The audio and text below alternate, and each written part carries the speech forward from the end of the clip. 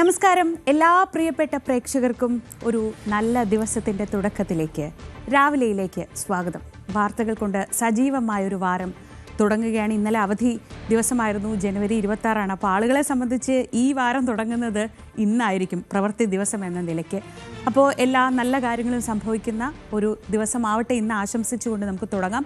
കേന്ദ്ര ബജറ്റ് സമ്മേളനത്തിന്, പാർലമെൻറ്റിൻ്റെ ബജറ്റ് സമ്മേളനത്തിന് നാളെ തുടക്കമാവുകയാണ്. എന്തൊക്കെ മാറ്റങ്ങളാണ് ഉണ്ടാവാൻ പോകുന്നത് എന്ന് എല്ലാവരും ആകാംക്ഷയോടെ കാത്തിരിക്കുകയാണ്. വലിയ വിപ്ലവകരമായ മാറ്റങ്ങളൊക്കെ പ്രഖ്യാപിച്ച ഒരു ബജറ്റ് വർഷം കടന്നുപോയിരിക്കുന്നു.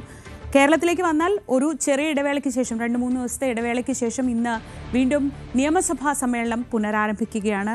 പ്രക്ഷുബ്ധമാവാൻ വേണ്ട എല്ലാ കാര്യങ്ങളും സഭയ്ക്കകത്തുണ്ട്. എന്തൊക്കെയാണ് നിയമസഭയിൽ സംഭവിക്കുക എന്ന് കാത്തിരുന്ന് കാണണം. വിശദമായി തന്നെ നമുക്ക് വാർത്തകളൊക്കെ നോക്കാം. ആദ്യം തലക്കെട്ടുകളിലേക്ക്. കേന്ദ്ര ബജറ്റ് സമ്മേളനത്തിന് നാളെ തുടക്കം. സർക്കാർ വിളിച്ച സർവകക്ഷി യോഗം ഇന്ന്. കേന്ദ്ര ബജറ്റ് ഫെബ്രുവരി 1-ന്. കോൺഗ്രസ് നയരൂപീകരണ സമിതി വൈകിട്ട് ചേരും.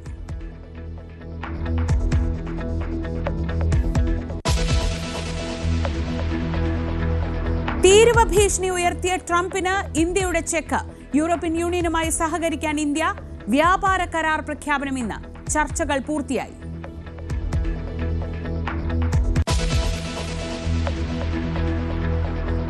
നിയമസഭാ സമ്മേളനം ഇന്ന് പുനരാരംഭിക്കും. സ്വർണ്ണക്കൊള്ളയിൽ പ്രതിഷേധം തുടരാൻ പ്രതിപക്ഷം. പയ്യന്നൂർ രക്തസാക്ഷി ഫണ്ട് തട്ടിപ്പും ആയുധമാക്കും. നയപ്രഖ്യാപനത്തിൽ നന്ദി പ്രമേയ ചർച്ച.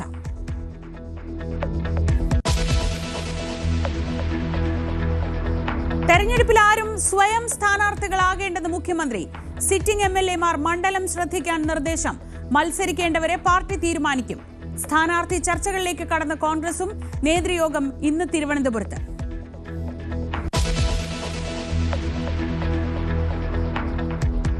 എയ്ഡഡ് സ്കൂൾ നിയമനത്തിലെ ഭിന്നശേഷി സംവരണവുമായി ബന്ധപ്പെട്ട കേസ് ഇന്ന് സുപ്രീം കോടതിയിൽ.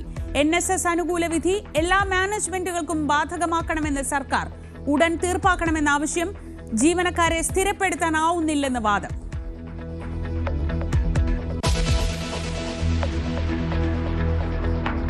സംസ്ഥാനത്തെ മെഡിക്കൽ കോളേജ് ഡോക്ടർമാരുടെ സൂചനാ പണിമുടക്ക് ഇന്ന്. അടിയന്തര ചികിത്സ ഒഴികെയുള്ള സേവനങ്ങളും അധ്യാപനവും ബഹിഷ്കരിക്കും. അനുകൂല തീരുമാനമില്ലെങ്കിൽ ഫെബ്രുവരി 2 മുതൽ OP ബഹിഷ്കരണം.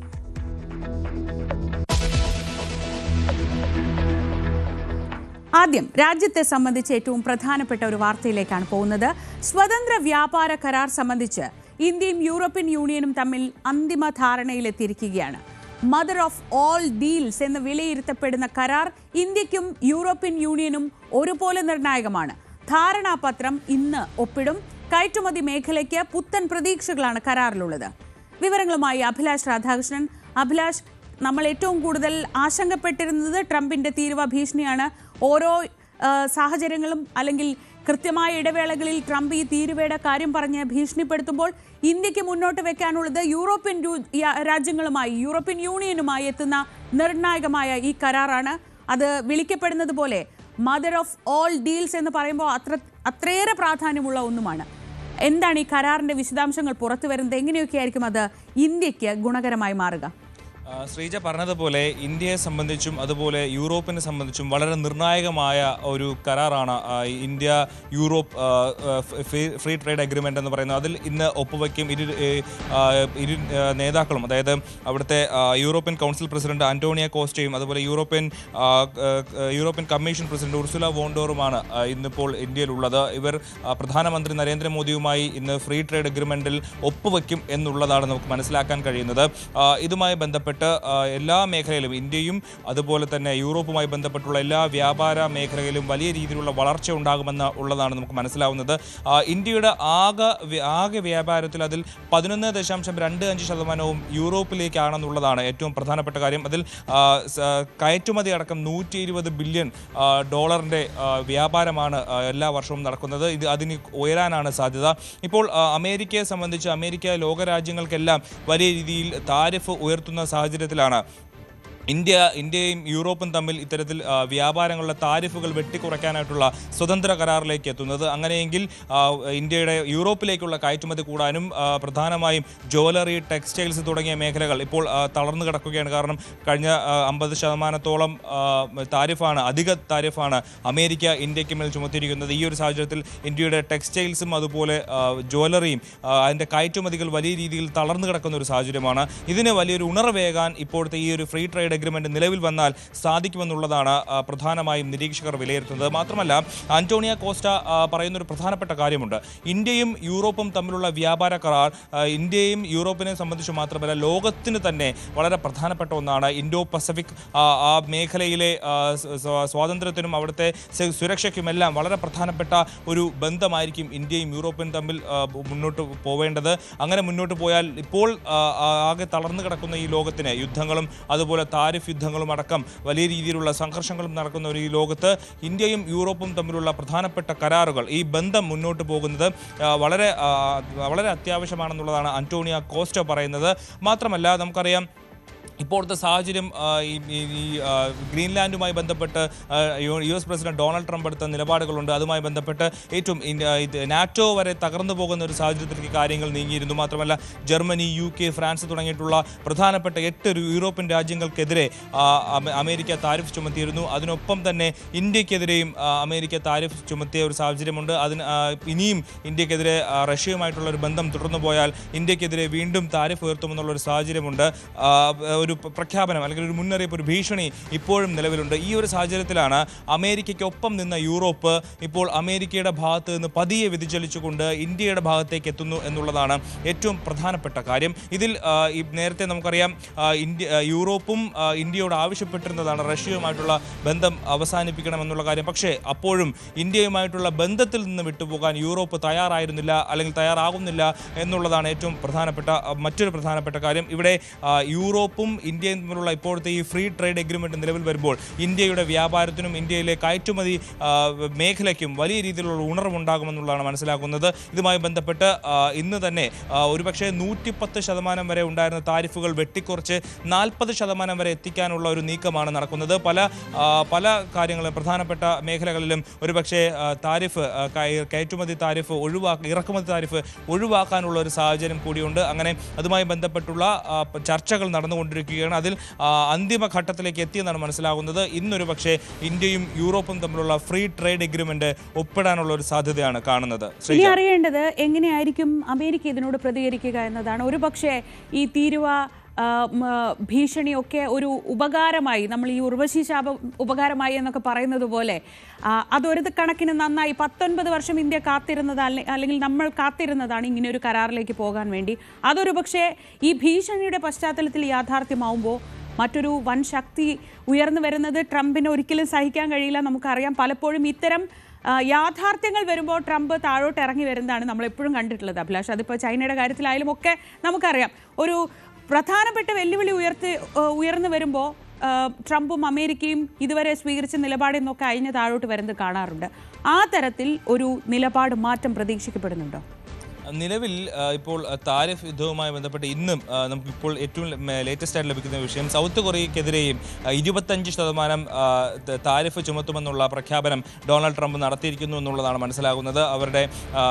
അവരുടെ ട്രേഡ് ഫ്രെയിംവർക്ക്, അമേരിക്ക മുന്നോട്ട് വെച്ച ട്രേഡ് ഫ്രെയിംവർക്ക് കാലതാമസം എടുക്കുന്നു സൗത്ത് കൊറിയയുടെ നാഷണൽ അസംബ്ലി അംഗീകരിക്കാൻ എന്നുള്ള കാര്യം ഉന്നയിച്ചുകൊണ്ട് സൗത്ത് കൊറിയയ്ക്കെതിരെ 25% ഇപ്പോൾ ഡൊണാൾഡ് ട്രംപ് പ്രഖ്യാപിച്ചിരിക്കുകയാണ് താരിഫ്. അതുപോലെ കഴിഞ്ഞ ദിവസം കാനഡയ്ക്കെതിരെ 100% താരിഫ് പ്രഖ്യാപിച്ചിരുന്നു. ചൈനയുമായി അടുക്കുന്നു എന്നുള്ള സംശയത്തിൻ്റെ പുറത്താണ് കാനഡയ്ക്കെതിരെ ഡൊണാൾഡ് ട്രംപ് താരിഫ് പ്രഖ്യാപിച്ചത്. അങ്ങനെ മാത്രമല്ല, നേരത്തെ പറഞ്ഞതുപോലെ ജർമ്മനിയും UK യും ഫ്രാൻസും അടക്കം അമേരിക്കയുമായി ചേർന്ന് നിൽക്കുന്ന രാജ്യങ്ങൾ, അമേരിക്കയുടെ ഏത് പിന്തിരിപ്പ് നിലപാടിലും ഒരുമിച്ച് നിൽക്കുന്ന, അല്ലെങ്കിൽ അമേരിക്കയ്ക്ക് പിന്തുണ പ്രഖ്യാപിക്കുന്ന ഒരു ടീമാണ് ഈ യൂറോപ്പ് എന്ന് പറയുന്നത്. പക്ഷേ ഗ്രീൻലാൻഡിനെ തൊട്ട് കളിച്ചപ്പോൾ യൂറോപ്പിന് കൈപൊള്ളി.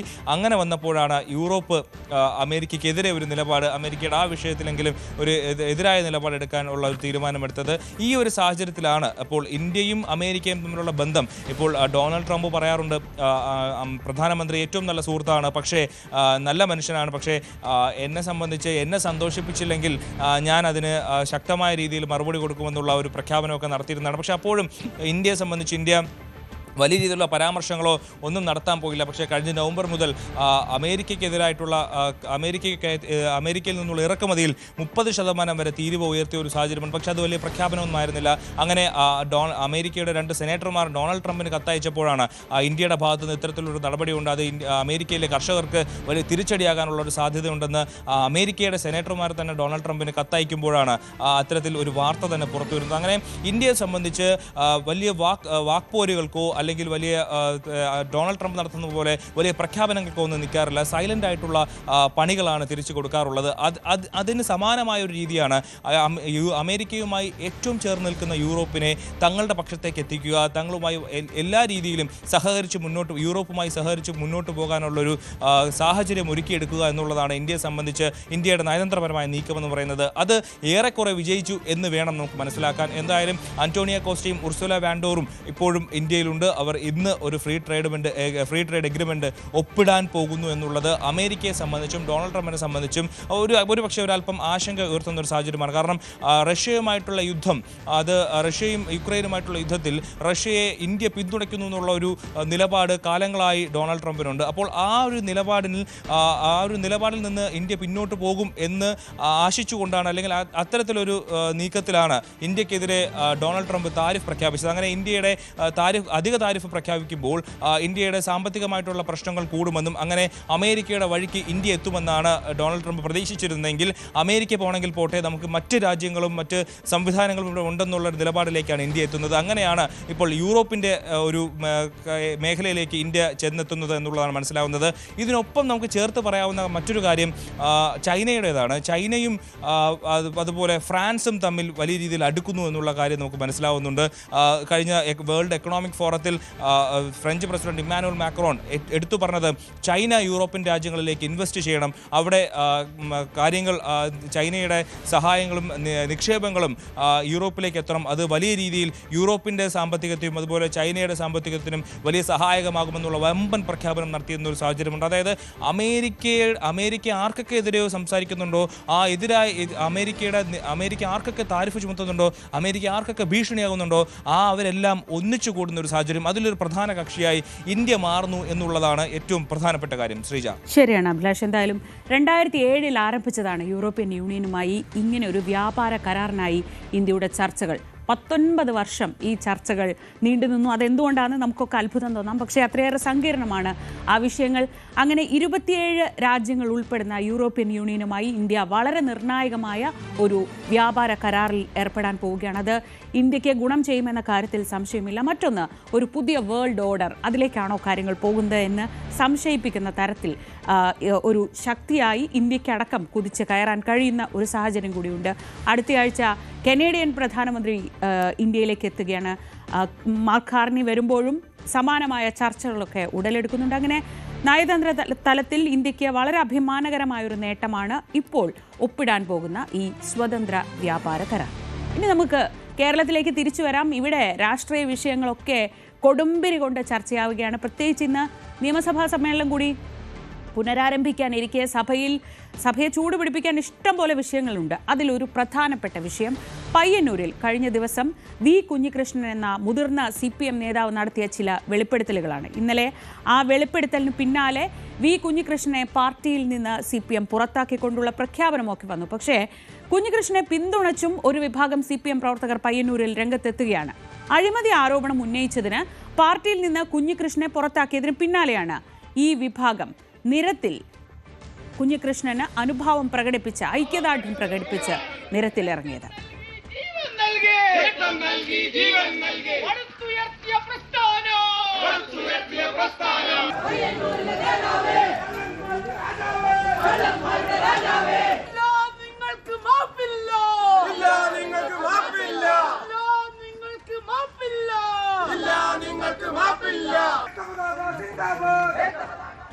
ഇനി തെരഞ്ഞെടുപ്പാണ്.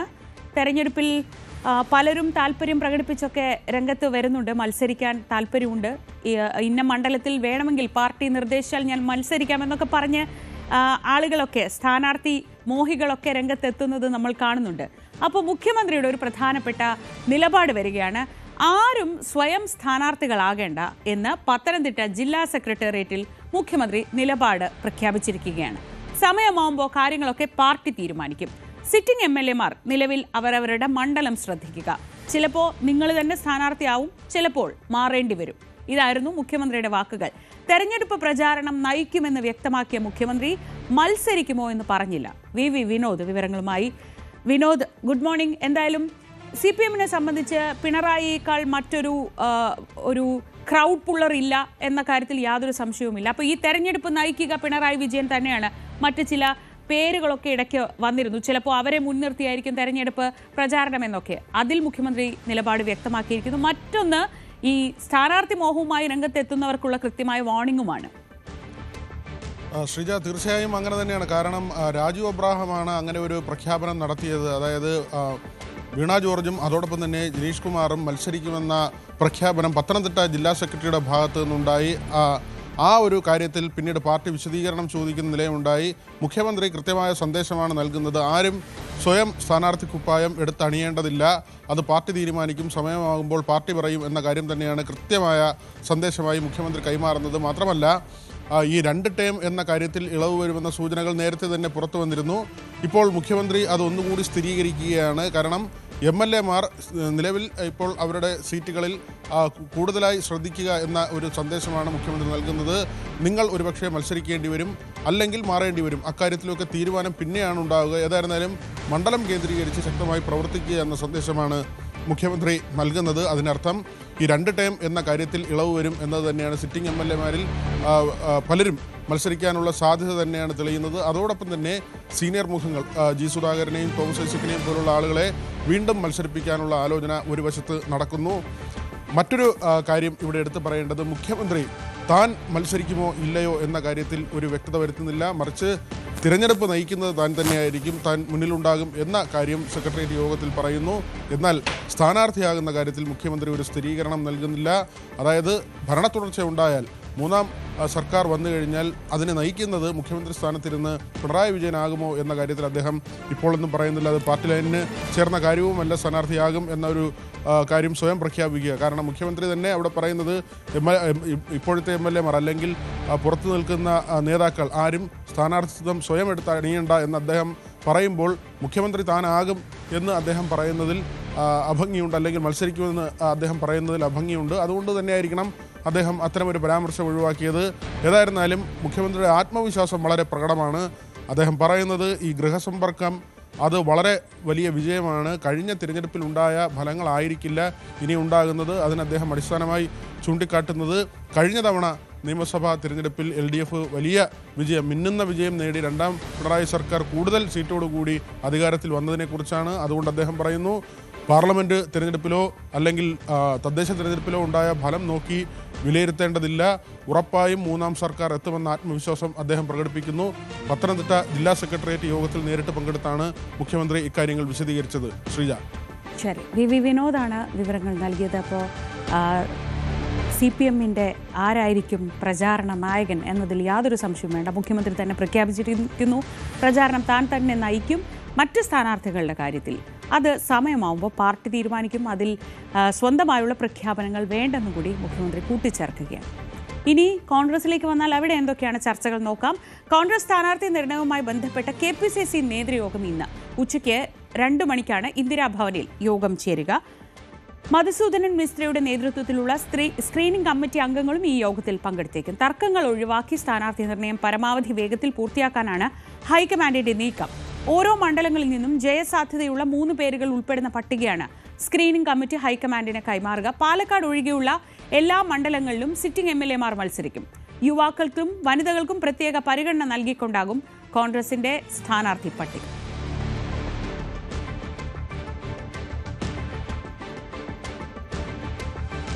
നിയമസഭാ സമ്മേളനം ഒരു ചെറിയ ഇടവേളയ്ക്ക് ശേഷം ഇന്ന് പുനരാരംഭിക്കുകയാണ്. നേരത്തെ പറഞ്ഞതുപോലെ CPM കണ്ണൂർ ജില്ലാ കമ്മിറ്റി മുൻ അംഗം വി കുഞ്ഞികൃഷ്ണന്റെ വെളിപ്പെടുത്തലുമായി ബന്ധപ്പെട്ട വിവാദങ്ങളടക്കം പ്രതിപക്ഷം ഇന്ന് നിയമസഭയിൽ ഉന്നയിച്ചേക്കും. ഫണ്ട് തട്ടി എന്നതുൾപ്പെടെയുള്ള ആരോപണങ്ങളിൽ അന്വേഷണം വേണം എന്നാകും ആവശ്യം. ശബരിമല സ്വർണ്ണക്കൊള്ളയിലും പ്രതിപക്ഷ പ്രതിഷേധം തുടരാനാണ് സാധ്യത. ഗവർണറുടെ നയപ്രഖ്യാപനത്തിന്മേലുള്ള നന്ദി പ്രമേയ ചർച്ചയും തുടക്കമാകും. വിനോദ് വിശദാംശങ്ങൾ നൽകും. വിനോദ്, കഴിഞ്ഞ ദിവസം സഭ സമ്മേളിച്ചപ്പോൾ നമ്മൾ കണ്ടതാണ് സഭയ്ക്കകത്തെ അംഗം ബാനർ പോറ്റിയെ കയറ്റിയെ എന്ന ആ പാരഡി ഗാനം ഉൾപ്പെടെ ബാനറിൽ ചേർത്താണ് പ്രതിപക്ഷം എത്തിയത്. സഭയ്ക്കകത്തും പുറത്തും അന്ന് വലിയ പ്രതിഷേധമുണ്ടായിരുന്നു. എന്തായാലും അതൊന്നും ഈ തെരഞ്ഞെടുപ്പിന് അധികം സമയമില്ലാത്തപ്പോൾ പ്രതിപക്ഷം നിർത്താൻ സാധ്യതയില്ല. അതിനോടൊപ്പം അവർക്കൊരു വലിയ ആയുധം കൂടി വീണ് കിട്ടിയിരിക്കുകയാണ്. അത് CPM-ന്റെ മുതിർന്ന നേതാവ് തന്നെ ഉന്നയിച്ച ഫണ്ട് തട്ടിപ്പാണ്. എങ്ങനെയായിരിക്കും ഭരണപക്ഷം ഇതിനെയൊക്കെ പ്രതിരോധിക്കുക എന്നതാണ് കൗതുകമുള്ള കാര്യം. എന്താണ് ഇന്ന് നമ്മൾ നിയമസഭയിൽ പ്രതീക്ഷിക്കേണ്ടത്? ശ്രീജ, കോൺഗ്രസിനെ സംബന്ധിച്ച് വളരെ പ്രധാനപ്പെട്ട ഒരു ദിവസം തന്നെയാണെന്ന് തൊട്ട് മുൻപത്തെ വാർത്തയിൽ ശ്രീജ പറഞ്ഞതുപോലെ തന്നെ ഈ സ്ഥാനാർത്ഥി നിർണയവുമായി ബന്ധപ്പെട്ട് KPCCയുടെ നേതൃയോഗം ചേരുകയാണ്. അവിടെ സ്ക്രീനിംഗ് കമ്മിറ്റി അംഗങ്ങൾ ഉൾപ്പെടെയുള്ളവർ വരുന്നുണ്ട്. മസൂര മിസ്ത്രിയും അദ്ദേഹത്തിൻ്റെ ഒപ്പമുള്ള നേതാക്കളും ഇന്നത്തെ യോഗത്തിൽ പങ്കെടുക്കുന്നുണ്ട്. അവിടെ തുടങ്ങുന്ന സ്ഥാനാർത്ഥി നിർണയ ചർച്ച ഒരു വശത്ത് അങ്ങനെ കാര്യങ്ങൾ പുരോഗമിക്കുമ്പോഴാണ് സഭാ സമ്മേളനം വീണ്ടും ചേരുന്നത്. സഭയിൽ ഈ സ്വർണ്ണക്കൊള്ള അതിശക്തമായി കൊണ്ടുവരാൻ തന്നെയാണ് കഴിഞ്ഞ ദിവസങ്ങളിൽ ഈ വിഷയം സഭയ്ക്കകത്തും പുറത്തും ഉയർത്തിയതുപോലെ അതിശക്തമായി തുടർന്നും ഇതേ വിഷയത്തിൽ നിലപാടുമായി പോകാനാണ് കോൺഗ്രസ് UDF തീരുമാനിച്ചിട്ടുള്ളത്. കഴിഞ്ഞ ദിവസം സഭ ചേർന്നപ്പോൾ അടിയന്തര പ്രമേയം കൊണ്ടുവന്നിരുന്നില്ല, മറിച്ച് നേരിട്ട് സഭയിൽ ബഹളത്തിലേക്ക് പോവുകയായിരുന്നു. അപ്പോൾ ഭരണപക്ഷവും ട്രഷറി ബെഞ്ചും അതിനെ എതിർത്തുകൊണ്ട് രംഗത്ത് വന്നു. അവർ പറഞ്ഞത് ജനാധിപത്യ രീതി അനുസരിച്ച് സഭാ ചട്ടം അനുസരിച്ച് പ്രതിപക്ഷത്തിന് അവിടെ അടിയന്തര പ്രമേയ നോട്ടീസ് നൽകാൻ ആ വിഷയം ചർച്ച ചെയ്യാനുമുള്ള അവസരമുണ്ടായിരുന്നു. പക്ഷേ അതിന് തയ്യാറാകാതെ ബഹളമുണ്ടാക്കുകയാണ് ചെയ്തത്. നമുക്ക് മനസ്സിലാക്കാൻ കഴിയുന്നത് ആ വിഷയം സർക്കാർ ചർച്ച ചെയ്യാൻ തയ്യാറായിരുന്നു എന്ന് തന്നെയാണ്. അതുകൊണ്ട് ഈ ചർച്ചയിൽ പരാജയപ്പെട്ടു പോകും എന്നതുകൊണ്ട് പ്രതിപക്ഷം ഒളിച്ചോടി എന്ന ആക്ഷേപമാണ് ഭരണപക്ഷാംഗങ്ങളുടെ ഭാഗത്തു നിന്നുണ്ടായത്. മാത്രമല്ല വളരെ വ്യത്യസ്തമായൊരു കാഴ്ച കൂടി ഉണ്ടായിരുന്നു. ഭരണപക്ഷാംഗങ്ങൾ മുദ്രാവാക്യം വിളിയോടുകൂടി സഭയ്ക്ക് പുറത്തേക്ക് വരുന്ന ഒരു രീതി. സാധാരണ നിലയിൽ പ്രതിപക്ഷമാണ് അത്തരത്തിൽ ബഹളം സഭയ്ക്കുള്ളിൽ ഉണ്ടാക്കുന്നതും പിന്നീട് സഭ ബഹിഷ്കരിക്കുകയോ അല്ലെങ്കിൽ അവസാനിപ്പിച്ച് പുറത്തേക്ക് വരികയോ ഒക്കെ ചെയ്യുന്നത്, ഇറങ്ങിപ്പോക്ക് നടത്തുന്നത്, അങ്ങനെയൊക്കെയുള്ള പ്രതിഷേധ പരിപാടികൾ പ്രതിപക്ഷത്തിൻ്റെ ഭാഗത്തു നിന്നാണ് ഉണ്ടാകുന്നത്. പക്ഷേ കഴിഞ്ഞ ദിവസം ഉണ്ടായത് ഭരണപക്ഷം അങ്ങനെ സഭ വിട്ടിറങ്ങുന്നൊരു കാഴ്ചയായിരുന്നു. സ്വർണ്ണക്കൊള്ളയിൽ പുറത്തും സമരം ശക്തിപ്പെടുത്താൻ തന്നെയാണ് കോൺഗ്രസ് തീരുമാനിച്ചിട്ടുള്ളത്. ഇന്ന് തിരുവനന്തപുരം DCCയുടെ നേതൃത്വത്തിൽ സെക്രട്ടേറിയറ്റ് മാർച്ചുണ്ട്. അങ്ങനെ സഭയ്ക്കകത്തും പുറത്തും ഈ വിഷയം ഉയർത്തി നിർത്തുക എന്നത് തന്നെയാണ്. മാത്രമല്ല ഇതിൻ്റെ ഒരു അന്വേഷണ രീതിയിലേക്ക് പോയാൽ ED ഈ കേസിൽ ഇടപെട്ടിട്ടുണ്ട്.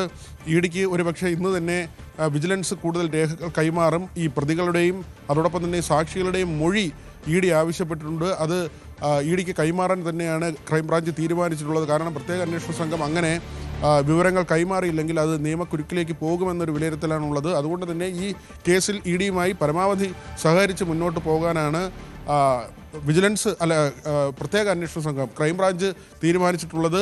ആ തരത്തിലുള്ള നടപടികൾ ഒരു വശത്ത് പുരോഗമിക്കുന്നു. CBI അന്വേഷണം വരുന്ന സാഹചര്യം മറ്റൊരു വശത്തുണ്ട്. BJPയും അതിശക്തമായി തന്നെയാണ് ഈ വിഷയത്തിൽ ഇടപെട്ടിട്ടുള്ളത്. അതുകൊണ്ട് സർക്കാരിനെ സംബന്ധിച്ച് പ്രതിസന്ധി ഉണ്ടാക്കുന്നൊരു വിഷയമായി അത് അവശേഷിക്കുന്നു. അതിനപ്പുറത്തേക്കാണ് ഈ കുഞ്ഞികൃഷ്ണനുമായി ബന്ധപ്പെട്ട ആരോപണങ്ങൾ കൂടി പാർട്ടി നേരിടേണ്ടി വരുന്നത്. രക്തസാക്ഷി ഫണ്ട് ഉൾപ്പെടെ നേതാക്കൾ വെട്ടിച്ചു, MLAയുടെ നേതൃത്വത്തിൽ വെട്ടിച്ചു എന്ന, മസൂറിൻ്റെ നേതൃത്വത്തിൽ വെട്ടിച്ചു എന്ന കാര്യങ്ങൾ പുറത്തു വരുമ്പോൾ അത് വലിയ വിമർശനങ്ങൾക്ക് വഴിവെക്കുന്നു.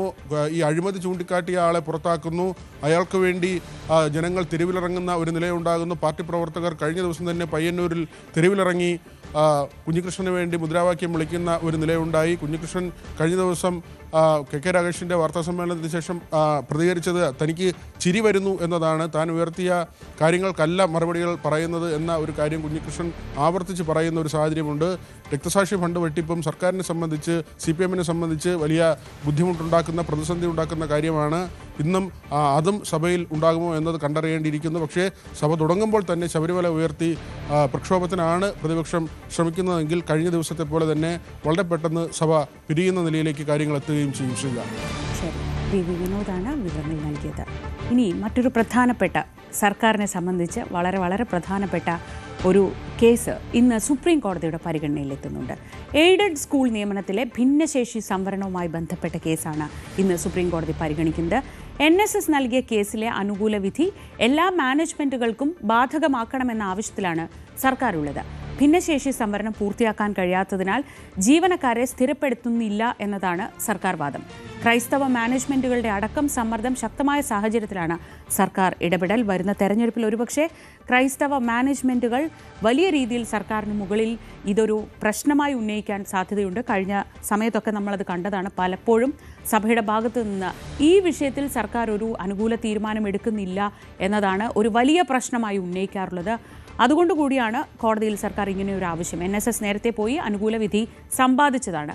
ആ NSSന് കിട്ടിയ വിധി തങ്ങൾക്ക് കൂടി ബാധകമാക്കണമെന്നാണ് ക്രൈസ്തവ മാനേജ്മെന്റുകൾ ആവശ്യപ്പെട്ടിരിക്കുന്നത്. സർക്കാരും ഇതേ നിലപാടിലേക്ക് എത്തിയിരിക്കുകയാണ്. അതിന്ന് കോടതിയെ അറിയിക്കുകയും ചെയ്തു. ഇനി കേന്ദ്രത്തിലേക്ക് പോയാൽ അവിടെ പാർലമെന്റിന്റെ ബജറ്റ് സമ്മേളനത്തിന് നാളെ തുടക്കമാവുകയാണ്. ഏപ്രിൽ 2 വരെയാണ് സമ്മേളനം. ഫെബ്രുവരി 1 ബജറ്റ് അവതരിപ്പിക്കുക. സമ്മേളനത്തിന് മുന്നോടിയായി സർക്കാർ വിളിച്ച സർവകക്ഷി യോഗം ഇന്ന് ചേരും. പുതിയ തൊഴിലുറപ്പ് പദ്ധതിക്കെതിരെ പ്രതിഷേധം തുടരാനാണ് പ്രതിപക്ഷത്തിന്റെ നീക്കം. കോൺഗ്രസിന്റെ നയരൂപീകരണ സമിതി യോഗവും വൈകിട്ട് നടക്കും. വിവരങ്ങളുമായി അഭിലാഷ് തന്നെ ചേരുന്നു. അഭിലാഷ്, ഇന്ന് യോഗം ചേരുന്നുണ്ട്. നാളെ തൊട്ട് ബജറ്റ് സമ്മേളനമാണ്. ഏറ്റവും പ്രധാനം ഈ പേര് മാറിയെത്തുന്ന തൊഴിലുറപ്പ് പദ്ധതി, അതുണ്ടാക്കുന്ന പ്രത്യാഘാതങ്ങൾ അല്ലെങ്കിൽ അതുണ്ടാക്കുന്ന പ്രതിഫലനങ്ങളൊക്കെയാണ് ഏവരും ആകാംക്ഷയോടെ ഉറ്റുനോക്കുന്നത്. ഈ ബജറ്റ് സമ്മേളനവും സംഭവബഹുലമാവും എന്ന് ഉറപ്പിക്കാമോ?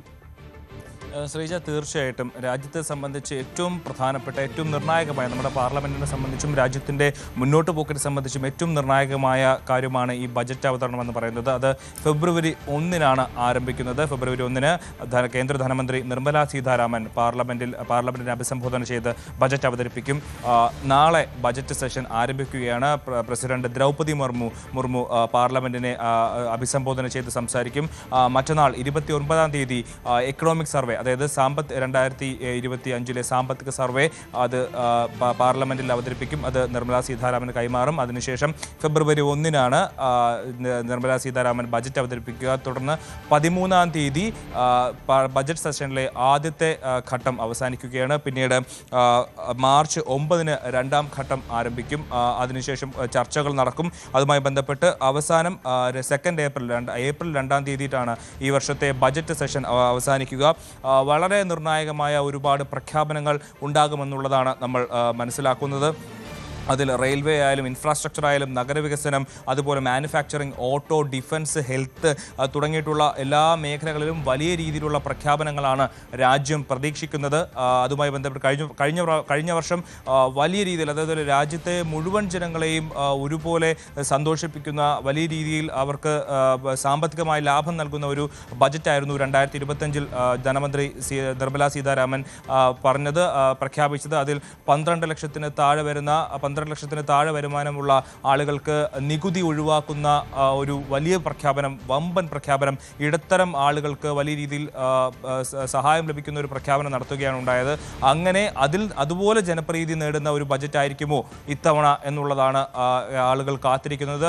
മറ്റ് അവശ്യ സാധനങ്ങളുടെ വില കുറയുമോ തുടങ്ങിയിട്ടുള്ള കാര്യങ്ങളും ആളുകൾ ഉറ്റുനോക്കുന്നുണ്ട്.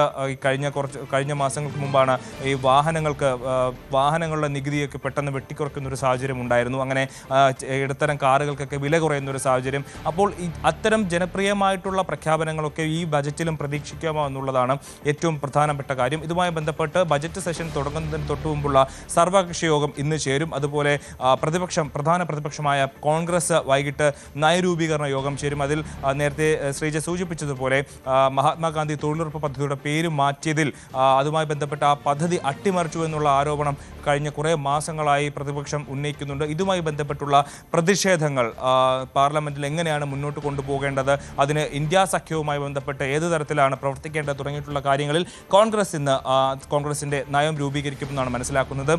കൃത്യമായ രീതിയിൽ പ്രതിഷേധവുമായി മുന്നോട്ട് പോകാൻ തന്നെയാണ് കോൺഗ്രസിന്റെ തീരുമാനമെന്നാണ് മനസ്സിലാക്കുന്നത്. പക്ഷേ ബജറ്റ് സെഷൻ ആയതുകൊണ്ടും രാജ്യത്തെ സംബന്ധിച്ച് ഏറ്റവും നിർണായകമായ കാര്യമായതുകൊണ്ടും അത്തരം പ്രതിഷേധങ്ങൾ ബജറ്റുമായി ബന്ധപ്പെട്ട് ഉള്ള കാര്യങ്ങൾ വരുമ്പോൾ അതിൽ നിന്ന് ഒരല്പം പിന്നോട്ട് പോകുമോ എന്നുള്ളതും നമുക്ക് ഇന്ന് ഒരുപക്ഷെ നയരൂപീകരണത്തിൽ കോൺഗ്രസ് തീരുമാനിക്കുമെന്നാണ് മനസ്സിലാക്കുന്നത്. എന്തായാലും ഏറ്റവും നിർണായകമായിട്ടുള്ള ഒരു 2026 സംബന്ധിച്ച്, വരുന്ന വർഷങ്ങളെ സംബന്ധിച്ച് കേന്ദ്ര സർക്കാർ എങ്ങനെയാണ് മുന്നോട്ട് പോകേണ്ടത്, രാജ്യത്തിലെ വികസനങ്ങൾ ഏതൊക്കെ തരത്തിലാണ് മുന്നോട്ട് കൊണ്ടുപോകേണ്ടത് എന്നുള്ള കാര്യത്തിൽ വളരെ നിർണായകമായ കേന്ദ്ര സർക്കാരിൻ്റെ കാഴ്ചപ്പാടുകൾ ഫെബ്രുവരി 1 അവതരിപ്പിക്കും. അതിന് എത്രയോളം തുകകളാണ് രാജ്യം മാറ്റിവെക്കാൻ പോകുന്നത് എന്നുള്ളതാണ് ഏറ്റവും പ്രധാനപ്പെട്ട കാര്യം. മാത്രമല്ല ആർട്ടിഫിഷ്യൽ ഇൻ്റലിജൻസ് എന്ന് പറയുന്ന ഒരു മേഖല ലോകം മുഴുവൻ പുതിയതായി കാലെടുത്ത് വെക്കുന്ന ഒരു മേഖലയാണ്. അതിൽ രാജ്യം എത്രത്തോളമാണ് ചിലവഴിക്കാൻ പോകുന്നത് എന്നുള്ളതും ലോകം ഉറ്റുനോക്കുന്ന ഒരു കാര്യമാണ്. നമ്മൾ ഏത് തരത്തിലാണ് ആർട്ടിഫിഷ്യൽ ഇൻ്റലിജൻസിനെ അഭിമുഖീകരിക്കേണ്ടത് എന്നുള്ള ഒരു കാര്യം കൂടി ഈ ബജറ്റ് സെഷനിൽ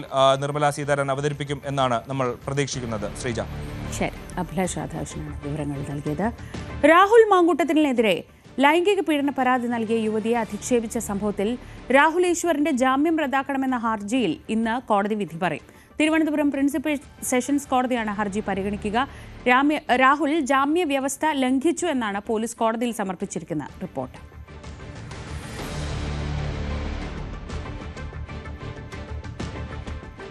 സമൂഹ മാധ്യമത്തിലൂടെ അധിക്ഷേപിച്ചതിനെ തുടർന്ന് കോഴിക്കോട് സ്വദേശി ദീപക് ജീവനൊടുക്കിയതിൽ റിമാൻഡിൽ കഴിയുന്ന പ്രതി ഷിംജിത മുസ്തഫയുടെ ജാമ്യാപേക്ഷയിലും കോടതി ഇന്ന് വിധി പറയും.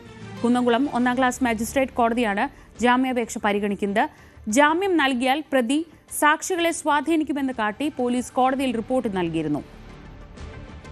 വീഡിയോ വന്നതിലുണ്ടായ മനപ്രയാസത്തിലാണ് ദീപക് ആത്മഹത്യ ചെയ്തത് എന്നതാണ് കേസ്.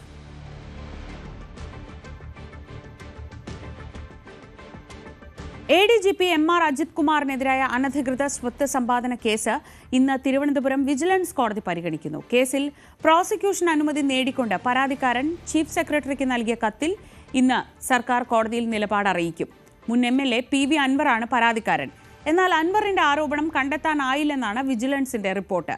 ഈ റിപ്പോർട്ടിനെതിരെയാണ് നാഗരാജ് വിജിലൻസ് കോടതിയെ സമീപിച്ചത്. ശബരിമല സ്വർണ്ണക്കൊള്ളയുമായി ബന്ധപ്പെട്ട FIR റദ്ദാക്കണമെന്നാവശ്യപ്പെട്ട് സ്മാർട്ട് ക്രിയേഷൻസ് ഉടമ പങ്കജ് ഭണ്ഡാരിയുടെ ഹർജി ഇന്ന് ഹൈക്കോടതി വീണ്ടും പരിഗണിക്കും. മതിയായ കാരണമില്ലാതെയുള്ള അറസ്റ്റ് റദ്ദാക്കണമെന്നാണ് ആവശ്യം. അറസ്റ്റിന് മുൻപ് ചോദ്യം ചെയ്യലിനായി 6 തവണ ഹാജരായെന്നും പങ്കജ് ഭണ്ഡാരി പറയുന്നു. SIT നടപടികളും ഇന്ന് കോടതിയിൽ അറിയിക്കും.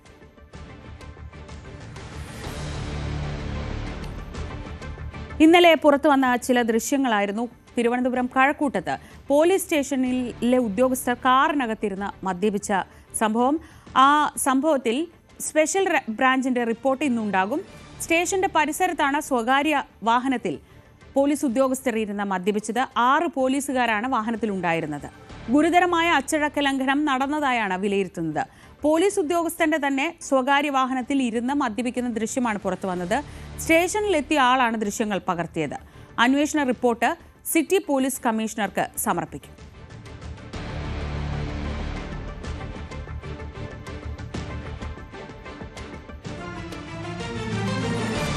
ഇന്നലെ അപ്രതീക്ഷിതമായി അല്ലെങ്കിൽ വളരെ പെട്ടെന്ന് NSSന്റെ ഭാഗത്തു നിന്ന് വന്ന ഒരു പ്രഖ്യാപനമായിരുന്നു ഐക്യത്തിന്, SNDPയുമായി ഐക്യത്തിന് ഇല്ല എന്നത്. അതിൽ ഇന്നലത്തെ ദിവസം മുഴുവൻ മറ്റ് പ്രതികരണങ്ങളൊക്കെ വന്നെങ്കിലും ഏറ്റവും ശ്രദ്ധേയമായ ഒരു പ്രതികരണം വന്നിട്ടില്ല. അത് എല്ലാവരും കാത്തിരിക്കുകയാണ്. അത് SNDPയുടെ പ്രതികരണമാണ്. ഐക്യനീക്കത്തിൽ നിന്ന് NSS പിന്മാറിയതിന് പിന്നാലെ വിഷയത്തിൽ SNDP നേതൃത്വത്തിൻ്റെ പ്രതികരണം ഇന്നുണ്ടായിരിക്കും. ഐക്യത്തെ ആദ്യം സ്വാഗതം ചെയ്തെങ്കിലും SNDPയുടെ നീക്കത്തിന് പിന്നിൽ രാഷ്ട്രീയമുണ്ടെന്ന് സംശയിച്ചാണ് NSS പിന്മാറിയത്. NSS സമദൂര സിദ്ധാന്തം പറയുമ്പോൾ SNDP CPMനോടും BJPയോടും അടുത്തു നിൽക്കുന്നു എന്ന നിലപാടാണ് സ്വീകരിച്ചിട്ടുള്ളത്. അതുകൊണ്ടുകൂടിയാണ് ഈ പിന്മാറ്റം എന്നാണ് മനസ്സിലാക്കുന്നത്. അപ്പോൾ SNDP എന്താവും പറയുക എന്നതാണ് അറിയേണ്ടത്. VV വിനോദ് വിവരങ്ങളുമായി. വിനോദ്, പലതവണ ഈ ഐക്യത്തിന് വേണ്ടിയുള്ള ശ്രമങ്ങൾ നടക്കുകയും അവസാനം അത് പരാജയപ്പെടുകയുമാണ് ചെയ്തിട്ടുള്ളത്. വെള്ളാപ്പള്ളി തന്നെ മുൻപ് പറഞ്ഞിട്ടുള്ളത് അത് ചത്ത കുഞ്ഞാണ് ഐക്യം എന്നതാണ് പറഞ്ഞിട്ടുള്ളത്. പക്ഷേ ഇത്തവണ എല്ലാം നടക്കുമെന്നായിരുന്നു പ്രതീക്ഷിച്ചത്. ആദ്യഘട്ടത്തിൽ സുകുമാരൻ നായരുടെ ഭാഗത്തു നിന്നും വളരെ പോസിറ്റീവായ പ്രഖ്യാപനം തന്നെയാണ് ഉണ്ടായത്. തുഷാർ വന്നാൽ ഒരു മകനെ പോലെയോ സഹോദരനെ പോലെയോ ഒക്കെ സ്വീകരിക്കുമെന്ന് പറഞ്ഞ സുകുമാരൻ നായർ എന്തുകൊണ്ട് പിറകോട്ട് പോയി എന്ന കാര്യത്തിൽ ഇപ്പോഴും ധാരണയില്ല. എന്നാലും അത് തുഷാർ വരുന്നത് കൊണ്ടുകൂടിയാണ്, അതിലുള്ള പ്രത്യാഘാതങ്ങൾ മുൻകൂട്ടി മനസ്സിലാക്കിയിട്ടാണ് എന്നാണ് നമ്മൾ പൊതുവെ എത്തുന്ന ഒരു നിഗമനം. ഇനി അറിയേണ്ടത് നമുക്കറിയാം, നാക്കിൽ സരസ്വതി ഉള്ള ആളാണ് വെള്ളാപ്പള്ളി. എങ്ങനെയാണ് വെള്ളാപ്പള്ളി ഇതിനോട് പ്രതികരിക്കുക, എന്താണ് അദ്ദേഹം പറയുക ഈ NSS നിലപാടിൽ എന്താണ് പൊതുവെ പ്രതീക്ഷിക്കപ്പെടുന്നത്? ശ്രീജ, ഇത് ചരിത്രത്തിൽ ആദ്യമായാണ് ഈ കണ്ണടച്ച് തുറക്കുന്നതിന് മുൻപ് ഐക്യനീക്കം തകർന്ന് തരിപ്പണമാകുന്നത്. ഇതിനു മുൻപും SNDP NSS ഐക്യമൊക്കെ ഉണ്ടായിട്ടുണ്ടെങ്കിലും അത് കുറച്ചു കാലം ഓടുകയും പിന്നീട് രണ്ട് സംഘടനകളും തമ്മിൽ പല വിഷയങ്ങളിലായി തർക്കമുണ്ടാകുകയും ആ ഐക്യം തകരുകയും ചെയ്യുന്നതാണ് രീതി. പക്ഷേ ഇത് തുടക്കത്തിൽ തന്നെ ഒടുങ്ങി എന്ന് തന്നെ പറയേണ്ടിയിരിക്കുന്നു. 8-ാം ദിവസം കഴിയുമ്പോൾ തന്നെ ഐക്യനീക്കത്തിൽ നിന്ന് NSS പിന്മാറുന്നു. ഇതിൽ ഏറ്റവും പ്രധാനപ്പെട്ട കാര്യം ശ്രീജ പറഞ്ഞത് തന്നെയാണ്. വെള്ളാപ്പള്ളി നടേശൻ ഇനി എങ്ങനെ ഇക്കാര്യത്തിൽ പ്രതികരിക്കും എന്നത്. അദ്ദേഹം ആദ്യം ഈ ഐക്യത്തിനുള്ള ഒരു സൂചന നൽകിക്കൊണ്ടുള്ള വാർത്താ സമ്മേളനത്തിൽ പറഞ്ഞത് ഇനി NSSുമായി കൊമ്പ് കോർക്കാനില്ല, സുകുമാരൻ നായരുമായി ഒരു തർക്കത്തിനുമില്ല എന്ന കാര്യമാണ്. പക്ഷേ സുകുമാരൻ നായർ കഴിഞ്ഞ ദിവസം പറഞ്ഞത് ഈ നീക്കത്തിന് പിന്നിൽ SNDP നടത്തിയ നീക്കത്തിന് പിന്നിൽ രാഷ്ട്രീയമുണ്ട് എന്ന തിരിച്ചറിഞ്ഞാണ് ഇപ്പോൾ ഈ പിന്മാറ്റമെന്നാണ്. വെള്ളാപ്പള്ളി പറഞ്ഞതാകട്ടെ ഹിന്ദു ഐക്യം, വിശാലമായൊരു ഹിന്ദു ഐക്യം, അതിനും അപ്പുറത്തേക്ക് നായാടി മുതൽ നസ്രാണി വരെ ഹിന്ദുവിനെയും കടന്ന് ക്രിസ്ത്യൻ വിഭാഗത്തെ കൂടി കൂട്ടിച്ചേർത്തുള്ള ഒരു വിശാലമായ ഐക്യം എന്ന നിലയ്ക്കാണ് വെള്ളാപ്പള്ളി ഈ നീക്കങ്ങൾ നടത്തിയത്. അവിടെയാണ് രാഷ്ട്രീയം സംശയിച്ച് സുകുമാരൻ നായർ പുറത്തേക്ക് പോയത്. അതുകൊണ്ട് തന്നെ വെള്ളാപ്പള്ളിയുടെ ഒരു രീതി അനുസരിച്ച് ഏത് തരത്തിലായിരിക്കും അദ്ദേഹത്തിൻ്റെ പ്രതികരണം ഉണ്ടാകുക എന്നത് വളരെ പ്രധാനപ്പെട്ട ഒരു കാര്യമാണ്. പക്ഷേ കൊമ്പ് കോർക്കാനില്ല എന്ന് അദ്ദേഹം നേരത്തെ തന്നെ പറഞ്ഞിരിക്കുന്നു. മാത്രമല്ല പത്മ പുരസ്കാരമൊക്കെ കിട്ടി നിൽക്കുന്ന ഒരു സമയത്ത് കടുത്ത രീതിയിലൊന്നും വെള്ളാപ്പള്ളി പ്രതികരിച്ചേക്കില്ല എന്ന് വിശ്വസിക്കുന്നവരുമുണ്ട്. ഏതായിരുന്നാലും വെള്ളാപ്പള്ളിയുടെ പ്രതികരണം വളരെ പ്രധാനപ്പെട്ട ഒരു കാര്യമാണ്. മാത്രമല്ല ശ്രീജ, നമ്മളിവിടെ ഏറ്റവും ശ്രദ്ധാപൂർവം കാണേണ്ടത് പത്മ പുരസ്കാരവുമായി ബന്ധപ്പെട്ടുള്ള ചില വിഷമമൊക്കെ ഉണ്ടായിരുന്നു എന്ന ചർച്ചകളൊക്കെ വന്നിരുന്നുവെങ്കിലും യഥാർത്ഥത്തിൽ മനസ്സിലാക്കാൻ കഴിയുന്നത് UDFുമായി പ്രത്യേകിച്ച് കോൺഗ്രസുമായി എക്കാലവും അടുത്തു നിന്നിട്ടുള്ള സംഘടനയാണ് NSS. കഴിഞ്ഞ പാർലമെൻറ്റ് തിരഞ്ഞെടുപ്പിലും തദ്ദേശ തിരഞ്ഞെടുപ്പിലും കോൺഗ്രസിനും UDFിനും മിന്നുന്ന വിജയമാണ് ഉണ്ടായത്. നിയമസഭാ തിരഞ്ഞെടുപ്പിലും അത്തരമൊരു വിജയമാണ് ആ ക്യാമ്പ് പ്രതീക്ഷിക്കുന്നത്. അങ്ങനെയെങ്കിൽ UDF അധികാരത്തിലെത്തുകയും എല്ലാ കാലത്തും UDF അധികാരത്തിലെത്തുമ്പോൾ വലിയ പ്രാമുഖ്യം ലഭിക്കുന്ന NSSന് ഇത്തവണയും അങ്ങനെ ഒരു പ്രാധാന്യവും പരിഗണനയും ലഭിക്കും എന്ന വിലയിരുത്തൽ NSS നേതൃത്വത്തിൽ വലിയൊരു വിഭാഗം വെച്ച് പുലർത്തുന്നുണ്ട്. ആ ഒരു വികാരം സുകുമാരൻ നായർ തിരിച്ചറിയുകയും അങ്ങനെ അദ്ദേഹം നിലപാടിൽ മാറ്റം വരുത്തി എന്നുമുള്ള ഒരു വിലയിരുത്തൽ ഒരു വശത്ത്. മറുവശത്ത് NSS സമദൂരം പറഞ്ഞ് കോൺഗ്രസിനെ കൂടി ഉൾപ്പെടുത്തി BJPയെയും CPMനെയും അല്ലെങ്കിൽ ഇടതുപക്ഷത്തെയും കോൺഗ്രസിനെയും ഒക്കെ തന്നെ ഒരുമിച്ച് കാണുന്ന തരത്തിൽ ഒരു സമദൂരം പറയുമ്പോൾ വെള്ളാപ്പള്ളി ഒരു സമദൂരവും പറയുന്നില്ല, ശരിദൂരവും പറയുന്നില്ല. അദ്ദേഹം രണ്ട് പാർട്ടികളുടെ തോളിലായി കൈയിടുകയാണ്, CPMൻ്റെയും BJPയുടെയും. അത് BDJS വഴി BJPയുമായി ഒരു അടുപ്പമുണ്ടാക്കുന്നു. നേരിട്ട് മൂന്നാം പിണറായി സർക്കാർ വരുമെന്ന് ആവർത്തിച്ച് പറഞ്ഞുകൊണ്ട് പിണറായി വിജയൻ്റെ പ്രീതി നേടുകയും ചെയ്യുന്നു. അങ്ങനെ പരിപൂർണമായും LDFൻ്റെയും BJPയുടെയും തോളിൽ കൈയിട്ട് നടക്കുന്ന ഒരു നേതാവായി വെള്ളാപ്പള്ളിയെ വിലയിരുത്തപ്പെടുകയും ചെയ്യുന്നു. ഇങ്ങനെ രാഷ്ട്രീയ കാഴ്ചപ്പാടിൽ തന്നെ വ്യത്യസ്തമായ തലങ്ങളിൽ നിൽക്കുന്ന NSSും SNDPയും. മറ്റൊന്ന് നേരത്തെയൊക്കെ സൂചിപ്പിച്ചതുപോലെ സാമ്പത്തിക സംവരണവും സാമുദായിക സംവരണവും ആവശ്യപ്പെട്ട് വ്യത്യസ്തമായി നിൽക്കുന്ന രണ്ട് സാമുദായിക സംഘടനകൾ. ഈ സംഘടനകൾ ചേരാൻ കഴിയുന്ന ഒരു പ്രതലവും ഇപ്പോൾ ഇല്ല എന്നത് തന്നെയാണ് വളരെ പ്രധാനപ്പെട്ട കാര്യം. ഇവരിങ്ങനെ ഐക്യനീക്കം നടത്തിയത് കൊണ്ട് ആകെ ഉണ്ടായ ഒരു കാര്യം VD സതീശനെതിരെയാണ് ഈ നീക്കമെന്ന് ഒരു പ്രതീതി ഉണ്ടാവുകയും സതീശൻ ഇവരുടെ എതിർസ്ഥാനത്ത് വരികയും അങ്ങനെ സതീശൻ്റെ ജനപ്രീതി കൂടുന്ന ഒരു സാഹചര്യത്തിലേക്ക് കാര്യങ്ങൾ നീങ്ങുകയും ചെയ്യുന്നുവെന്ന തിരിച്ചറിവും പലർക്കും ഉണ്ടായിട്ടുണ്ട്. ഏതായിരുന്നാലും ഇപ്പോൾ ഈ ഐക്യനീക്കം പൊളിയുമ്പോൾ കുറേയെങ്കിലും ആശ്വസിക്കുന്നത് കോൺഗ്രസ്സാണ്. കാരണം ഇതിൻ്റെ ആത്യന്തിക ഗുണഭോക്താക്കൾ BJP ആയിരിക്കും, സംഘപരിവാർ സംഘടനകളായിരിക്കും എന്ന് പല നേതാക്കളും വിലയിരുത്തുന്നു. മാത്രമല്ല SNDPയുടെ ഓരം പറ്റി നിൽക്കുന്ന ഒരു സംഘടനയായി NSS മാറുമായിരുന്ന അപകടകരമായ ഒരു സാഹചര്യം കൂടി ഉണ്ടായിരുന്നു എന്ന് പറയുന്ന നേതാക്കളുണ്ട്. കാരണം BJPയുമായി നേരിട്ട് ബന്ധം പുലർത്തുന്ന SNDP, CPMുമായി നേരിട്ട് ബന്ധം പുലർത്തുന്ന SNDP, ഒരുപക്ഷെ മൂന്നാം ഇടത് സർക്കാർ വന്നാൽ തങ്ങളും NSSനെ കൂട്ടി ഈ സർക്കാരിനെ കൊണ്ടുവരാൻ ശ്രമിച്ചു, അല്ലെങ്കിൽ മൂന്നാം ഇടത് സർക്കാരിനെ കൊണ്ടുവന്ന അവകാശവാദം വെള്ളാപ്പള്ളിയുടെ ഭാഗത്തു നിന്നുണ്ടാകും. അങ്ങനെയെങ്കിൽ SNDPയുടെ ഓരം ചേർന്ന് നിൽക്കുന്ന ആ തണലിൽ നിൽക്കുന്ന സംഘടനയായി NSS മാറുന്ന ഒരു സാഹചര്യം. മാത്രമല്ല വളരെ തന്ത്രപരമായി ദീർഘകാലാടിസ്ഥാനത്തിൽ NSSലെ വലിയൊരു വിഭാഗം BJPയുമായി അടുത്താൽ അവിടെയും ആ പാലമായി വർത്തിച്ചത് SNDPയാണ്, താനാണ്. അല്ലെങ്കിൽ അത്തരത്തിൽ വിശാല ഹിന്ദു ഐക്യമെന്ന ആശയം കൊണ്ടുവന്ന് NSSനെ കൂടി BJPയിലേക്ക് സംഘപരിവാർ സംഘടനകളുടെ അടുത്തേക്ക് എത്തിക്കാൻ തനിക്ക് കഴിഞ്ഞു എന്ന ക്ലെയിം വെള്ളാപ്പള്ളി മുന്നോട്ട് വയ്ക്കുന്ന ഒരു സാഹചര്യമുണ്ടാകും. അങ്ങനെയാണെങ്കിൽ പോലും NSS SNDPയുടെ തണലിൽ നിൽക്കുന്ന സംഘടന എന്ന ഒരു വ്യാഖ്യാനവും പ്രതീതിയും ഉണ്ടാകും.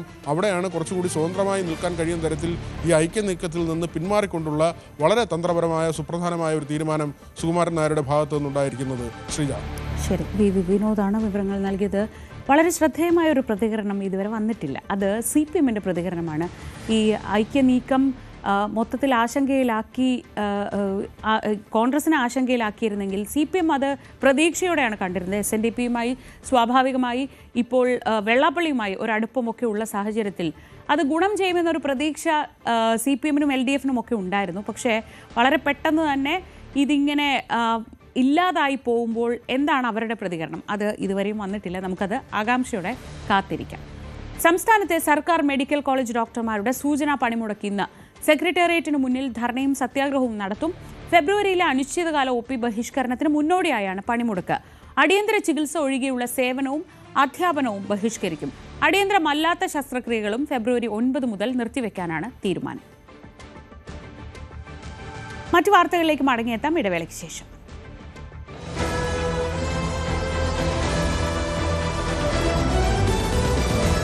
പ്രതിഷേധം ശക്തം. കാസർഗോഡ് കേരളത്തിലല്ലേ എന്നാണ് പരക്കെ ഉയരുന്ന ചോദ്യം.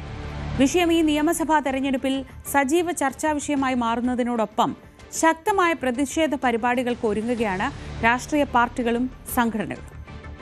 കാസർഗോഡ് കേരളത്തിലല്ലേ എന്ന ചോദ്യം ഉയരാൻ തുടങ്ങിയിട്ട് വർഷങ്ങളായി.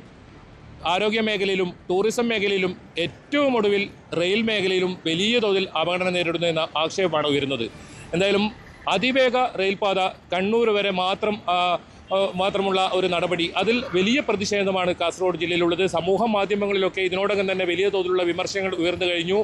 അത് കൂടാതെ പ്രക്ഷോഭ പരിപാടികൾക്ക് കൂടി വിവിധ രാഷ്ട്രീയ പാർട്ടികൾ തയ്യാറെടുക്കുന്നു. ഏതായാലും കാസർഗോഡ് ജില്ലയിലെ ഈ ഒരു പ്രശ്നം, ഈ അവഗണന, ഇത് സംബന്ധിച്ച് ജില്ലയിലെ MP രാജ്മോഹൻ ഉണ്ണിത്താൻ ഉൾപ്പെടെ MLA മാർ ഉൾപ്പെടെ പ്രതികരണം നമുക്ക് കാണാം. അതിവേഗ റെയിൽപാത അതിൻ്റെ പ്രഖ്യാപനം വന്നപ്പോൾ കാസർഗോഡ് വരെ മാത്രമേ ഉള്ളൂ. ഞാൻ കാസർഗോഡ് MP എന്ന നിലയ്ക്ക് ഞാൻ ശക്തമായ ആവശ്യം ഉന്നയിക്കുകയാണ്. ഈ അതിവേഗ റെയിൽപാത കാസർഗോഡ് വരെ നീട്ടണം. കഴിയുമെങ്കിൽ അത് മംഗലാപുരം വരെ നീട്ടുന്നത് വളരെ ഉപകാരപ്രദമായിരിക്കും. ഇപ്പോൾ കാസർഗോഡ് റെയിൽവേ ഇതിൽ ഏറ്റവും പിന്നോക്കം നിൽക്കുന്ന ഒരു ജില്ലയാണ്. ഇപ്പോൾ വന്ദേ ഭാരത് ആരംഭിക്കുമ്പോഴും ഇതേ അവസ്ഥയാണ്. കാസർഗോഡ് വരെയാണ് ആദ്യം പ്രഖ്യാപിച്ചത്. പിന്നെ കേന്ദ്ര ഗവൺമെന്റിൽ അതിശക്തമായ സമ്മർദ്ദം ചെലുത്തി അത് മംഗലാപുരം വരെ നീട്ടണമെന്ന് പറഞ്ഞു. ഒരെണ്ണം മംഗലാപുരം വരെ നീട്ടി, ഒരെണ്ണം ഇപ്പോഴും കാസർഗോഡ് വരെയുള്ളൂ, അതും മംഗലാപുരം വരെ നീട്ടണം. ഇന്ന് വന്ദേ ഭാരത് ട്രെയിന് ഇന്ത്യയിൽ ഏറ്റവും ലാഭകരമായി ഓടുന്ന റൂട്ട് തിരുവനന്തപുരം മംഗലാപുരവും തിരുവനന്തപുരം കാസർഗോഡുമാണ്.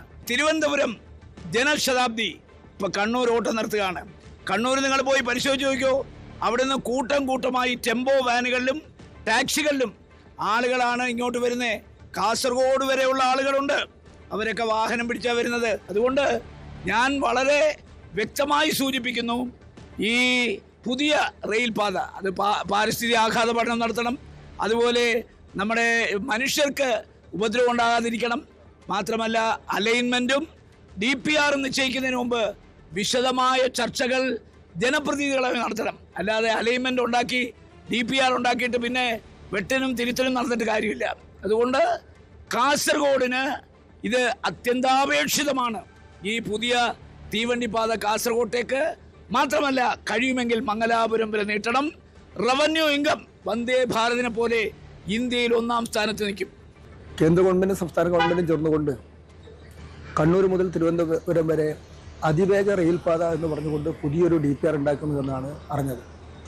നേരത്തെ അർദ്ധ അതിവേഗ റെയിൽപാത അത് കാസർഗോഡ് നിന്ന് തിരുവനന്തപുരത്തേക്കായിരുന്നു വിഭാവനം ചെയ്തിരുന്നത്. എന്നാൽ അത് കേന്ദ്ര ഗവൺമെൻറ് അനുമതി കിട്ടാത്തത് കൊണ്ട് അത് ഒഴിവാക്കി പുതിയ DPR തയ്യാറാക്കി കേരളത്തിൽ ഒരു 2 മണിക്കൂർ കൊണ്ട് തിരുവനന്തപുരത്തേക്ക് എത്തത്തക്ക നിലയിലുള്ള സംവിധാനം എന്നൊക്കെ പറഞ്ഞുകൊണ്ടാണ് ഇപ്പോൾ പുതിയ സംവിധാനം വരുന്നത്. പക്ഷെ എന്ത് ആവട്ടെ, അത് കണ്ണൂർ അവസാനിക്കുകയാണ്. തിരുവനന്തപുരത്ത് നിന്ന് കണ്ണൂർ അവസാനിപ്പിക്കുന്നു എന്ന് പറയുന്നത് കാസർഗോഡിനുള്ള തികഞ്ഞ അവഗണനയാണ്.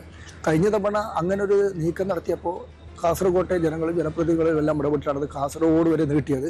ഇത്തവണ ഞങ്ങൾ ശക്തമായി ആവശ്യപ്പെടുന്നു, അത് കണ്ണൂരിൽ അവസാനിപ്പിക്കാൻ പാടില്ല, കാസർഗോഡ് വരെ വേണം. അതിനവർ ന്യായം പറഞ്ഞിരിക്കുന്നത് കാസർഗോഡ് യാത്രക്കാരില്ല എന്നാണ്. തെറ്റായ വിവരമാണ് അവർ ഇപ്പോൾ പ്രചരിപ്പിക്കുന്നത്, ശരിയേ അല്ല. DPR തയ്യാറാക്കുമ്പോൾ തന്നെ കാസർഗോഡ് നിന്ന് തന്നെ എടുക്കണം, അല്ലാതെ കണ്ണൂർ കൊണ്ട് അവസാനിപ്പിച്ച് പിന്നീട് ഒരിക്കൽ നീട്ടാമെന്നൊക്കെ പറഞ്ഞത് യാതൊരു അർത്ഥവുമില്ല. ഇപ്പോൾ തന്നെ അതിൻ്റെ DPR തയ്യാറാക്കുമ്പോൾ തന്നെ കാസർഗോഡ് കൂടി ഉൾപ്പെടുത്തി ഈ നിർദ്ദിഷ്ട റെയിൽപാത കാസർഗോഡ് വരെ ആക്കുകയും ഈ അതിവേഗ തീവണ്ടി കാസർഗോഡ് നിന്ന് ആരംഭിച്ച് തിരുവനന്തപുരത്ത് അവസാനിക്കുകയും ചെയ്യുന്ന നിലയിലേക്കാകണം. അതല്ലെങ്കിൽ ശക്തമായ ബഹുജന പ്രക്ഷോഭം കാസർഗോഡ് ഉണ്ടാകുമെന്ന് ഞാൻ ഒരു മുന്നറിയിപ്പ് നൽകിയാണ്. റെയിൽവേ കാസർഗോഡ് കാണിക്കുന്ന അവഗണനയുടെ ഒരു ഉദാഹരണം മാത്രമാണ്. അപ്പോൾ കാലാകാലങ്ങളായി കാസർഗോട്ടെ ജനങ്ങളുടെ ദുരിതമെന്ന് പറയുന്നത് റെയിൽവേയുടെ ക്രൂരമായ അവഗണന. ഇത് ഇന്നോ ഇന്നലെയോ തുടങ്ങിയതല്ല. അപ്പോൾ ഇന്നും നമുക്ക് കാണാൻ സാധിക്കും ഒരുപാട് ട്രെയിനുകൾ കാസർഗോഡ് റെയിൽവേ സ്റ്റേഷനിലെത്തുമ്പോൾ ടാറ്റ പറഞ്ഞു പോവുകയാണ്. ഒരു സ്റ്റോപ്പുമില്ല കുറേ കാലമായി. ഇപ്പോൾ വരുമാനം ഇല്ല എന്നതിൻ്റെ പേരിലാണ് ഈ അതിവേഗ റെയിൽപാത കാസർഗോഡിലേക്ക് അനുവദിക്കാത്തത് എന്നാണ് പറയപ്പെടുന്നത്. പക്ഷേ പരിശോധിച്ചാൽ നമുക്ക് സാധിക്കും. ഇപ്പോൾ വന്ദേ ഭാരത്, അതുപോലെ തന്നെ രാജധാനി തുടക്കത്തിൽ എന്താണ് പറഞ്ഞത്, കാസർഗോഡ് സ്റ്റോപ്പ് അനുവദിച്ചാൽ വരുമാനം ഉണ്ടാകില്ല. ഇന്നിപ്പോൾ ആ ട്രെയിനുകൾക്ക് എനിക്ക് തോന്നുന്നു കേരളത്തിലെ മറ്റ് റെയിൽവേ സ്റ്റേഷനുകളിൽ നിന്ന് ലഭിക്കുന്ന വരുമാനം കാസർഗോഡ് റെയിൽവേ സ്റ്റേഷനിലും കിട്ടുന്നുണ്ട്. അധികാരികളെ അതിശയിപ്പിച്ചുകൊണ്ടുള്ള വരുമാനമാണ് ആ ട്രെയിനുകൾക്ക് കിട്ടുന്നത്. അപ്പോൾ ഇത് ഒരു അവഗണനയുടെ ഭാഗമാണ്. എന്തുകൊണ്ടോ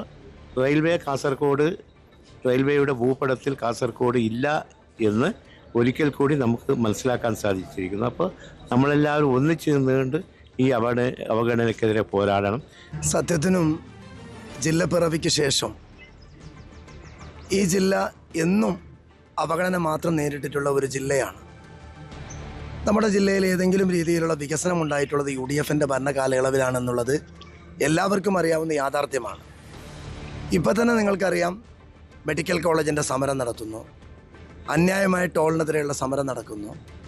അതിനിടയിലാണ് ഏറെ പ്രതീക്ഷ പുലർത്തിയ കേന്ദ്രവും കേരളവും പങ്കാളിത്തമുള്ള അതിവേഗ റെയിൽവേ അതിൽ നിന്ന് കാസർഗോഡിനെ ഒഴിവാക്കി എന്നുള്ള ഒരു വാർത്ത കേൾക്കുന്നത്. സത്യത്തിനും കോവിഡ് മഹാമാരിയുടെ കാലത്ത് കർണാടക അതിർത്തി ഒന്ന് അടച്ചപ്പോൾ 22 പേരാണ് അർത്ഥത്തിൽ മരിച്ചുപോയത്. കോവിഡിലല്ല, രോഗം ബാധിച്ച് ചികിത്സ കിട്ടാതെ മരിച്ചുപോയ ലോകത്തിലെ ഒരേ ഒരു പ്രദേശമാണ് കാസർഗോഡ് ജില്ല. ആരോഗ്യ മേഖലയിലെ ദാരിദ്ര്യം, വിദ്യാഭ്യാസ മേഖലയിലെ ദാരിദ്ര്യം, ഇതൊക്കെ നിലനിൽക്കുന്ന ഒരു ഘട്ടത്തിൽ ഈ ജില്ലയെ ചേർത്ത് നിർത്തുന്നതിന് പകരം എയിംസിന് വേണ്ടിയുള്ള മുറവിളിയും ശക്തമായ ശ്രമങ്ങളും നടത്തിക്കൊണ്ടിരിക്കുകയാണ്. സത്യത്തിന് ഞാനൊരു കാര്യം ചോദിക്കുന്നത്, ഇന്ന് കേന്ദ്രം ഭരിക്കുന്ന BJP അവർക്ക് വലിയ സ്വാധീനമുള്ള ഒരു ജില്ലയാണ്. അവർ വികസന കാര്യത്തിൽ ഒന്നും തിരിഞ്ഞു നോക്കുന്നില്ല എന്നുള്ളതിൻ്റെ ഏറ്റവും മികച്ചൊരു ഉദാഹരണമാണ് അതിവേഗ റെയിൽവേയിൽ പോലും ഈ ജില്ല ഒഴിവാക്കപ്പെട്ടു എന്നുള്ളത്. അതൊരു യാഥാർത്ഥ്യമാണ്. വരും നാളുകളിൽ ഇലക്ഷനുകളിലൊക്കെ ഈ ജില്ലയിലെ ജനങ്ങൾ ഇത്തരത്തിലുള്ള അവഗണന ശ്രദ്ധിക്കുന്നുണ്ട്. വരും തെരഞ്ഞെടുപ്പുകളിൽ അതിശക്തമായി വിധിയെടുത്ത് ജില്ലയോടുള്ള അവഗണനയ്ക്കെതിരെ ഉണ്ടാകുമെന്നുള്ള കാര്യത്തിൽ ഒരു തർക്കവും വേണ്ട. സമസ്ത മേഖലയിലും അവഗണന തുടർന്ന കാസർഗോഡ് ജില്ലയിൽ ഏറ്റവും ഒടുവിലായി റെയിൽ മേഖലയിലും വലിയ അവഗണന നേരിടുന്നു എന്ന ഈ ആരോപണം ശക്തമായിരിക്കെ വലിയ തോതിലുള്ള പ്രക്ഷോഭ പരിപാടികൾക്ക് ഒരുങ്ങുകയാണ് CPM-ഉം അതുപോലെ തന്നെ UDF-ഉം. ഒപ്പം BJP-യും ഇതേ നിലപാട് തന്നെയാണ് ഇപ്പോൾ സ്വീകരിക്കുന്നത്. ഏതായാലും വരും ദിവസങ്ങളിൽ തെരഞ്ഞെടുപ്പിനും ഇത് വലിയ ചർച്ചാ വിഷയമെന്ന കാര്യത്തിൽ യാതൊരു തർക്കവുമില്ല. KB Baiju, news 18 Kasaragod. ബൈജു തന്നെ വിവരങ്ങളുമായി ചേരുന്നുണ്ട്. ബൈജു, ഈ വാർത്ത വന്നതിന് പിന്നാലെ ഇപ്പോൾ ബൈജു സംസാരിക്കുന്നവർക്കൊക്കെ ഒരേ വികാരമാണ്. അത് ഏത് രാഷ്ട്രീയ പാർട്ടി ആയാലും അവർക്കൊക്കെ പങ്കുവെക്കാനുള്ളത് ഒരേ വികാരമാണ്. നമുക്കറിയാം, കാസർഗോഡ് ദീർഘനാളായി ഈ അവഗണനയുടെ കഥകൾ പറയുന്നുമുണ്ട്. അങ്ങനെ കാസർഗോഡിനെ ഒഴിവാക്കുമ്പോൾ സ്വാഭാവികമായി ഉയരുന്ന ചോദ്യമാണ്, കാസർഗോഡ് എന്താ കേരളത്തിലല്ലേ എന്നത്. ഇത് എത്രത്തോളം വലിയ വിഷയമാവും വരുന്ന തെരഞ്ഞെടുപ്പിൽ?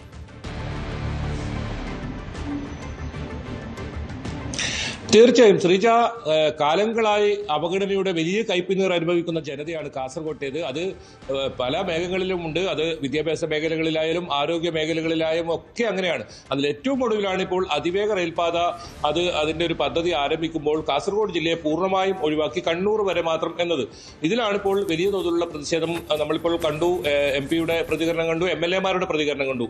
ഏതായാലും മെഡിക്കൽ കോളേജിലേക്ക് വന്നാൽ 13 വർഷമായി ഒരു മെഡിക്കൽ പദ്ധതി ആരംഭിച്ചിട്ട്, പക്ഷേ ഇതുവരെ കിടത്തി ചികിത്സ ഇല്ല എന്നതാണ്. അതായത് കേരളത്തിൽ കിടത്തി ചികിത്സ ഇല്ലാത്ത ഏക മെഡിക്കൽ കോളേജ് ആശുപത്രി എന്നൊക്കെ നമുക്ക് പറയാം. അതിനെതിരെ വലിയ പ്രക്ഷോഭം ഒക്കെ ഇപ്പോഴും നടക്കുന്നുണ്ട്. എൻഡോസൾഫാൻ ദുരിതബാധിതരുള്ള ഒരു ജില്ലയാണ്. 5 വർഷമായി സ്വന്തമായ ഒരു മന്ത്രി ഇല്ല എന്നതും മറ്റൊരു പ്രധാനപ്പെട്ട കാര്യമാണ്. ഏതായാലും ഈ കാര്യങ്ങളൊക്കെ ചൂണ്ടിക്കാട്ടി, ഇത് തെരഞ്ഞെടുപ്പിൽ ഈ കാര്യങ്ങളൊക്കെ വലിയ ചർച്ചാ വിഷയമാവുമെങ്കിലും ഇക്കാര്യങ്ങൾ ചൂണ്ടിക്കാട്ടി വലിയ പ്രക്ഷോഭത്തിനൊരുങ്ങിയാണ് രാഷ്ട്രീയ പാർട്ടികൾ എന്നതാണ് അതിൽ ഏറ്റവും പ്രധാനം. എന്തായാലും അതിവേഗ റെയിൽപാത അത് കാസർഗോഡ് അനുവദിക്കണമെന്ന ആവശ്യം ശക്തമാണ്. അതോടൊപ്പം ഏറ്റവും ഈ വരുമാനം കുറവ് എന്ന ഒരു ന്യായീകരണമാണ് ഇവർ റെയിൽവേ പറയുന്നതെങ്കിലും പല കണക്കുകൾ ഇപ്പോൾ പുറത്തു വന്നത് കാസർഗോഡ് റെയിൽവേ സ്റ്റേഷനിൽ മാത്രം കഴിഞ്ഞ വർഷം 50 കോടിയോളം രൂപയുടെ കളക്ഷനാണ് വന്നിട്ടുള്ളത്. കാഞ്ഞങ്ങാടാണെങ്കിൽ 20 കോടിയോളം രൂപയുടെ കണക്ഷനാണ്. അതായത് കണ്ണൂർ ജില്ലയിലെ പല സ്റ്റേഷനുകളിൽ ലഭിക്കുന്നതിൻ്റെ ഇരട്ടി വരുമാനം കാസർഗോഡ് ജില്ലയിലെ സ്റ്റേഷനുകളിൽ ഉണ്ട് എന്നതാണ്. ഏതായാലും വരും ദിവസങ്ങളിൽ ശക്തമായ പ്രക്ഷോഭ പരിപാടികൾ ഈ ഒരു വിഷയവുമായി ബന്ധപ്പെട്ടുണ്ടാകും. കാസർഗോഡ് എൻ്റെ കേരളത്തിലല്ലേ എന്ന ചോദ്യം ഉയർത്തി വലിയ ക്യാമ്പയിനുകൾ ആരംഭിക്കാനാണ് ഇപ്പോൾ തീരുമാനം. ശ്രീജ. ശരി, KV ബൈജു ആണ് വിവരങ്ങൾ നൽകിയത് കാസർഗോഡ് നിന്ന്. നെടുമ്പാശ്ശേരി വിമാനത്താവളത്തിൽ വൻ മയക്കുമരുന്ന് വേട്ട. 4 കോടി രൂപയുടെ ലഹരിയാണ് പിടികൂടിയത്. ടോഗോയിൽ നിന്നെത്തിയ പൗരനിൽ നിന്നാണ് മയക്കുമരുന്ന് പിടികൂടിയത്. പാലക്കാട് മണ്ണാർക്കാട് മലയിൽ വീണ്ടും തീപിടുത്തം. അലനല്ലൂർ കർക്കിടാംകുന്ന് ഭാഗത്താണ് തീപിടുത്തമുണ്ടായത്. കുളപ്പറമ്പ് മങ്കടക്കോവിലകത്തിന്റെ തോട്ടത്തിലാണ് തീ പടർന്നത്. ശക്തമായ കാറ്റിൽ തീ വേഗത്തിൽ പടർന്നു പിടിച്ചു. ഫയർഫോഴ്സും നാട്ടുകാരും ചേർന്ന് തീ നിയന്ത്രണ വിധേയമാക്കി. കഴിഞ്ഞ ദിവസവും മണ്ണാർക്കാട് മേഖലയിൽ മലയിൽ തീപിടുത്തമുണ്ടായിരുന്നു.